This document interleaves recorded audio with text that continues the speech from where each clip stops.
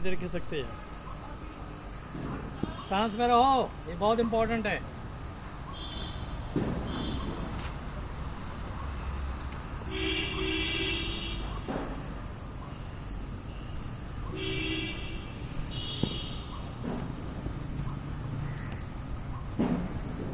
सांस में आओ।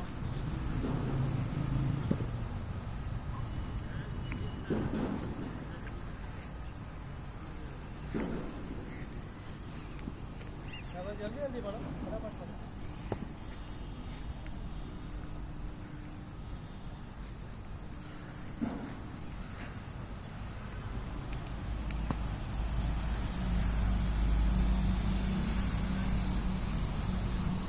ओके, हाय। आज का जो टॉपिक है डिस्कशन है, इसीलिए आपको पैक कराया है कि आपको मैं देखता भी जाऊंगा। जब मैं किसी का नाम लूंगा या उंगली पिन पाउंड करूंगा, उसको उस जो पॉइंट पे मैं बोलूंगा वो देखूंगा, बाकी लोग सब ठीक है। ABCD ऑफ क्रिकेट किसको कहा जाता है? बोलो। ये क्वेश्चन मैंने एक YouTube में एक बच्चे ने क्वेश्चन किया था मेरे से कि सर ABCD जो बोलते हैं ये क्या है? तो मैंने कहा तुम बताओ कि ये क्या है। तो कह रहा है AB डिविलियर्स। ये नॉलेज है, गलत तो नहीं था वो, ABD तो है ही, वो C खाली मिस आउट कर गया था।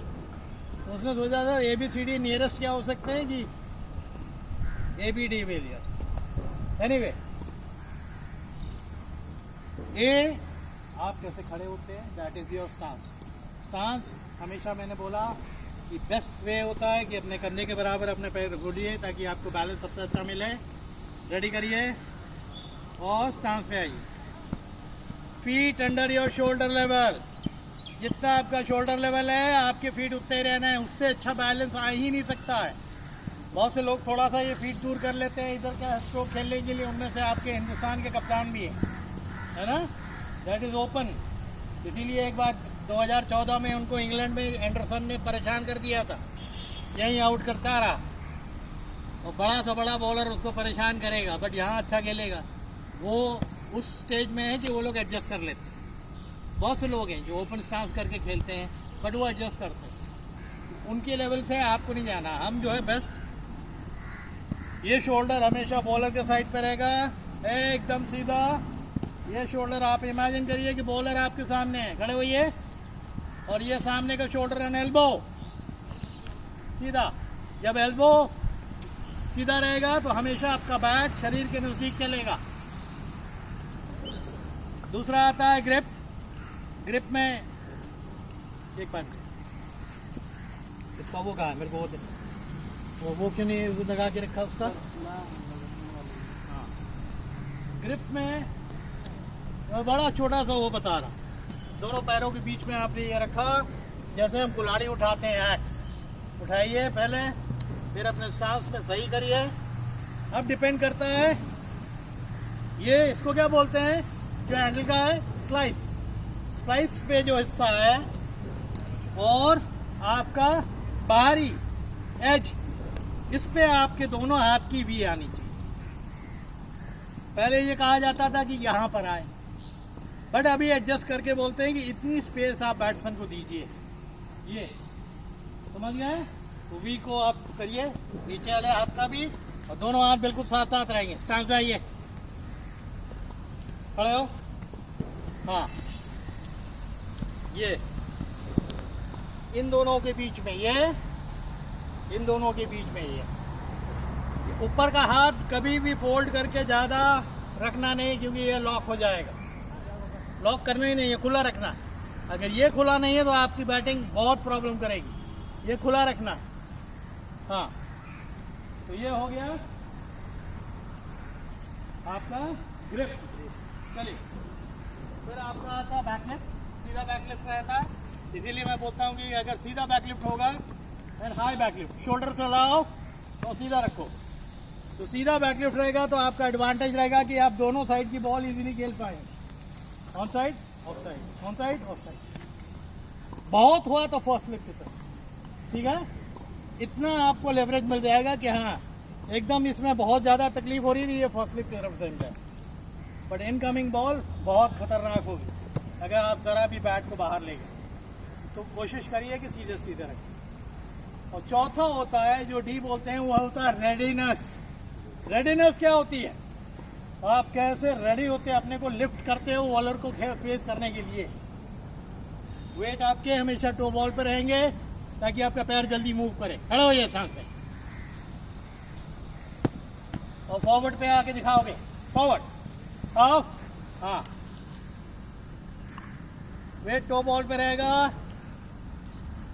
ओके, तो आज का जो सब्जेक्ट है वो हम बैटिंग फॉल्ट्स के ऊपर बात कर रहे हैं कि हम कहाँ कहाँ गलतियां करते हैं।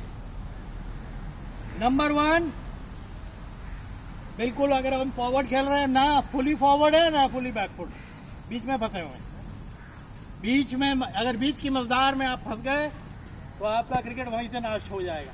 तो आगे जाना है तो आगे जाइए, पीछे आना है तो पूरा पीछे आइए, ताकि आप पीछे जब आए तो बॉल से दूरी जो है वो बढ़ाए ताकि वो आपको दिखे। तो या तो फुल आगे या फुल पीछे करके दिखाइए। एक आगे एक पीछे, एक फ्रंट फुट और एक बैक फुट। हाँ, एक फ्रंट फुट एक बैक फुट। दूसरा, आगे वाला नी जब आप फॉरवर्ड खेलते हैं बेंड होगा और पीछे वाला जो पैर है वो बिल्कुल सीधा होगा। बहुत से लड़के मैंने देखा कि दोनों ही मोड़ देते हैं, वो नहीं होना। तो वेट ट्रांसफर कैसे होगा करके दिखाओ। फॉरवर्ड में, हाँ फॉरवर्ड, वेट ट्रांसफर करो, हाँ आगे वेट और रखो, बैलेंस रखो, भागता रहो। 1 2 3 4 5 काउंट करा करो हमेशा। लेफ्ट एल्बो लो कभी नहीं होनी है, तो लेफ्ट एल्बो हमेशा using the handle rather than elbow, और यही क्योंकि लीड करती, समझ गए। यूं कभी नहीं खड़े होंगे सांस में, कैसे खड़े होंगे? एल्बो को ये हमेशा बॉलर को साइड एल्बो लाओ, लेफ्ट एल्बो, फ्रंट एल्बो, जो राइटीज है उनका जो भी हो, लेफ्टी जो है उसका फ्रंट एल्बो दूसरे हाथ का करो। ये छोटी छोटी चीज है, जहाँ आप नहीं करते हैं वहाँ आपकी टेक्निक के अंदर जो है फॉल्ट्स आते हैं। हेड का मूवमेंट कतई नहीं होना है, हेड स्टिल, बिल्कुल स्टिल। एक बार आपने अपने आप को स्ट्राइक कर लिया और जाम कर लिया कि बॉलर के हाथ की तरफ हम देख रहे हैं, तो आपका ध्यान उसके रनअप से लेके और मेन वो डिलीवर कहाँ से कर रहा है।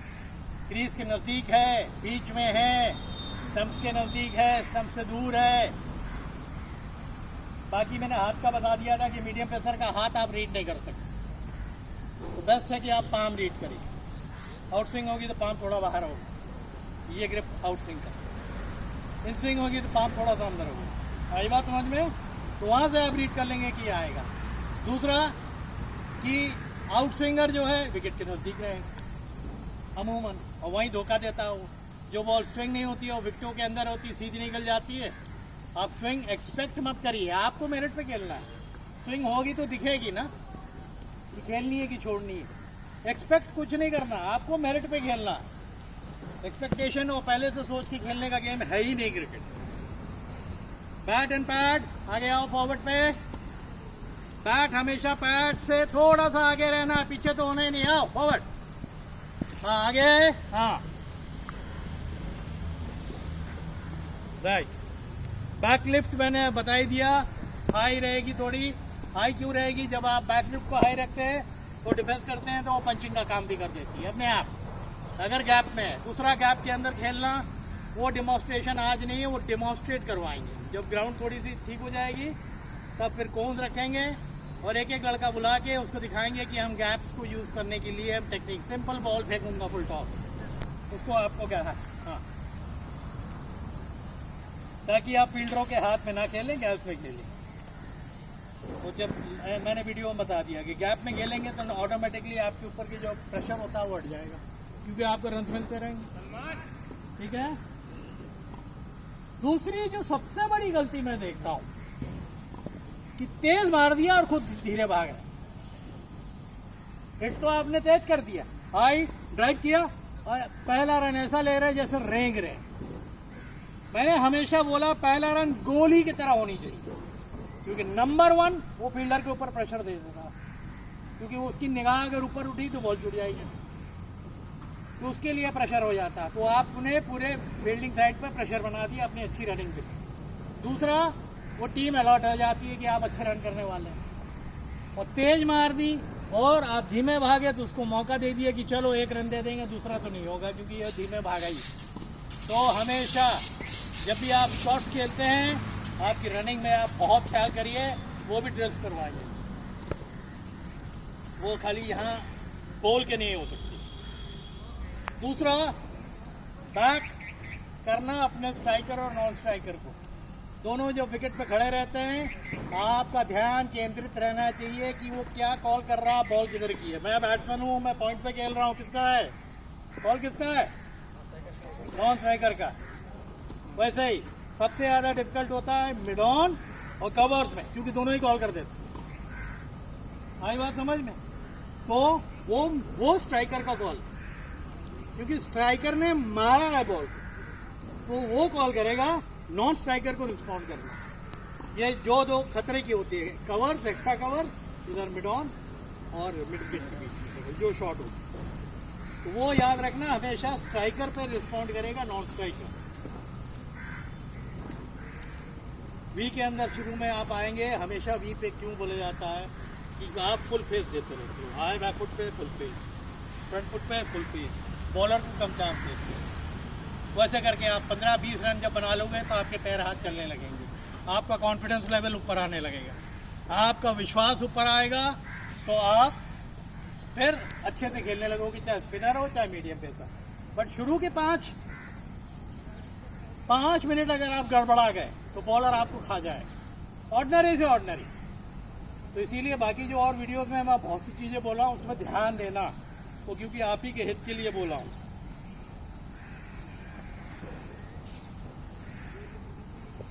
दूसरा, तू नॉन स्ट्राइकर है अंकुर, मैंने पुल किया, तेरा ध्यान गया पुल के ऊपर, तेरा ध्यान कहाँ रहना है, ताकि कॉल पे रिस्पॉन्ड कर पाओ। आई बात समझ में? ये बहुत देखता हूँ मैच में कि वो नॉन स्ट्राइकर भी देख रहा शॉट, अरे उसका क्या मतलब है भाई, जिसने शॉट मार दी और आपका काम है उसके तरफ अपना ध्यान केंद्रित रखिए कि वो कॉल कर रहा, आप दौड़िए। अक्सर मैं देखता हूँ कि शॉट मारी और नॉन स्ट्राइकर पहले बॉल टाक रहा, तब तक तो कॉल हो गया, स्ट्राइकर तो क्रीज से बाहर बढ़ गया और नॉन स्ट्राइकर जब तक रिस्पॉन्ड करा इतना पीछे रह गया। महसूस कर रहे होगे काफी पुराने लड़के की, बहुत बार हुआ है हमारे साथ, होता है।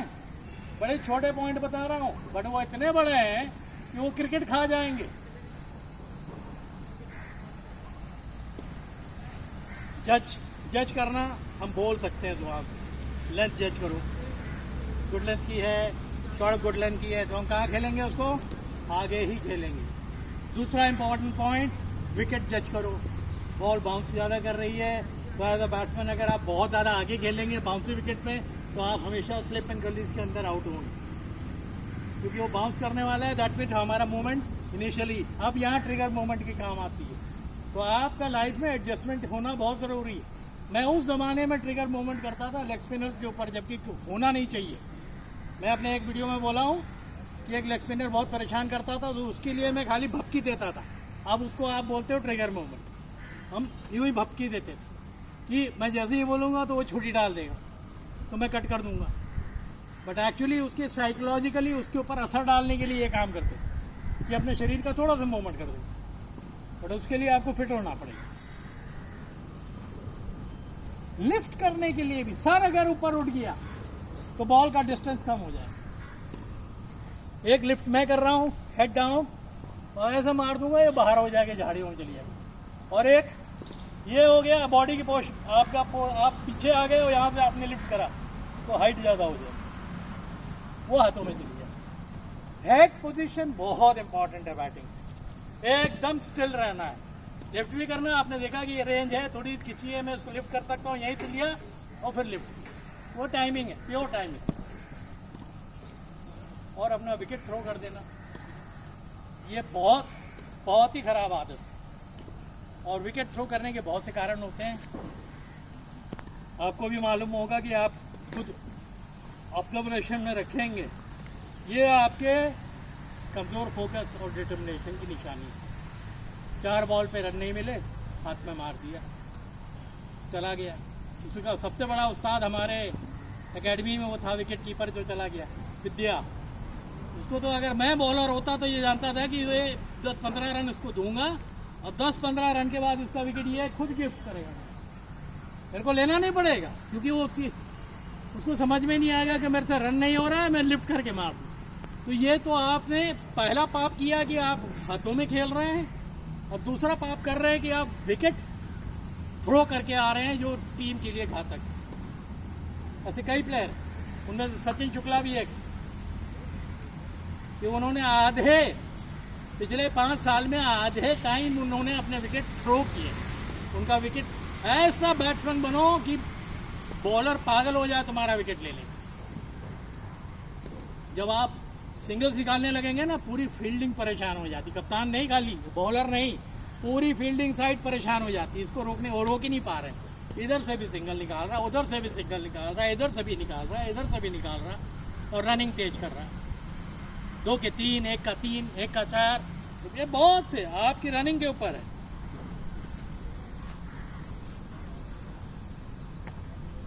आज यही 15 पॉइंट पे हम डिस्कस करेंगे, बाकी कुछ डिस्प्ले करेंगे जब विकेट बन जाएगा, ठीक है ना। तो ये बात समझ में आई? हाँ, बहुत ध्यान दीजिए, बहुत छोटी छोटी बातों पे। ये खा गई जिंदगी कईयों का मेरे सामने, ये मैंने देखा हुआ है। वो सर हिलाते थे तो मैच में जाके अपनी करते थे, तो जब मैच में जाके आप अपना करोगे तो उसका भोगोगे। बहुत सीधा ऐसा है। आ गई बात समझ में? तो ये वीडियो जब आएगा, अपलोड होगा, तो उसको भी चेक कर लेना। आज बहुत ज़्यादा ये 14 पॉइंट 13 पॉइंट है, उसमें 4-5 तो डिमॉन्स्ट्रेट करेंगे, तब ज़्यादा समझ में आएगा। तो एक बार ये घास की कटिंग हो जाए ग्राउंड की, तब फिर आप लोग को बुला के खड़ा करेंगे, फील्डर्स को खड़ा करेंगे, और तब डिमॉन्स्ट्रेशन एंड रनिंग बिट की करेंगे।